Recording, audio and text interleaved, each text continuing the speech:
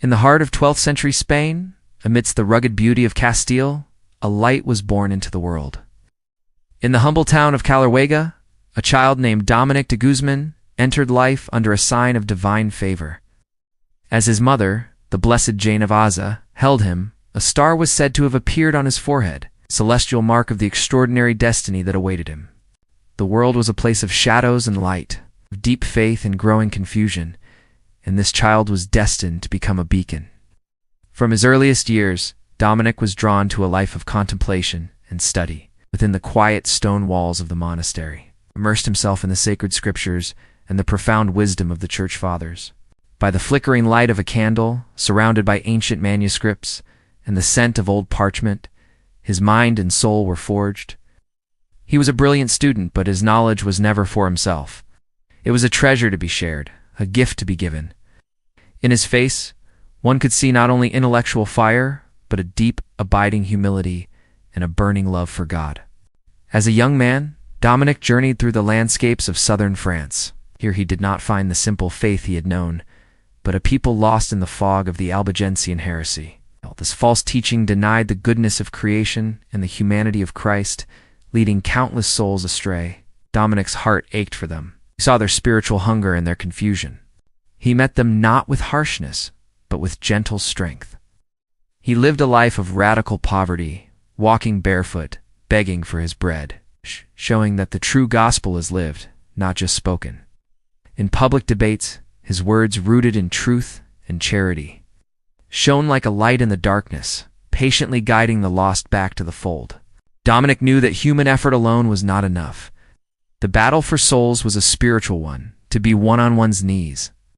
In the deep silence of the night, he would pour out his heart to God, often praying until dawn, his face wet with tears for a world that did not know its Savior. It was during one of these intense moments of prayer that tradition tells us he received a heavenly gift. The Blessed Virgin Mary, Queen of Heaven, appeared to him in a radiant vision. She presented him with the Rosary, a chain of prayer, a spiritual sword. She called it a weapon for souls, a simple yet powerful means to contemplate the life of her Son and to conquer error with truth. This moment forever linked Dominic and his future order to the Holy Rosary. Armed with this spiritual weapon and a profound vision, Dominic knew his mission required a community. He gathered a small band of followers, men who shared his zeal for truth and his compassion for souls. In 1216, they journeyed to Rome to seek the approval of the Pope, kneeling before the Vicar of Christ. Dominic humbly presented his plan for a new kind of religious order, an order of preachers. The Pope, seeing the divine light in Dominic's mission, gave his solemn approval. A new spiritual family was born, clad in white habits, symbolizing purity, and black cloaks. Representing penance, these first Dominican friars prepared to go out into the entire world. Their mission was clear: to preach the gospel everywhere, for the salvation of souls. Dominic became a tireless apostle of the word. He was a flame of truth, moving from village squares to bustling city centers, from humble parishes to the great universities of Europe. A powerful and captivating preacher, he held crowds spellbound. He spoke with a clarity and passion that touched the intellect and moved the heart. He didn't just preach doctrine. He preached a person, Jesus Christ.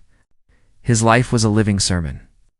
Through his ministry, the sick found comfort, hardened sinners found mercy, and the doubtful discovered faith. He championed the motto of his order, Veritas Truth. He understood that truth is not an abstract idea, but the living person of Christ, and that to know him is to be set free. After a life spent entirely for God and for souls, Dominic's earthly journey came to its end in Bologna in the year 1221.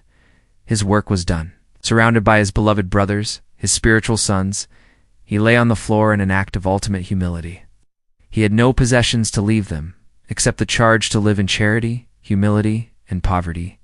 As his friars chanted the prayers for the dying, his spirit peacefully departed. A golden light, a symbol of a soul returning to its creator, filled the room. He died as he had lived, a poor man rich in faith, a humble servant of the gospel. Though Saint Dominic's life on earth was over, his legacy had just begun. The seeds he had planted grew into a mighty tree. His order of preachers spread to the farthest corners of the globe. Dominican friars, sisters, and laity carried the light of truth through the centuries. Producing brilliant saints like Thomas Aquinas and Catherine of Siena, they founded universities, defended the faith, and promoted the Rosary, making it one of the most beloved prayers in the Church. Today, Saint Dominic shines in heavenly glory, forever the patron of preachers and the apostle of the Rosary. He stands as a timeless witness that one life completely given to God can set the entire world on fire with divine love. Thank you for watching.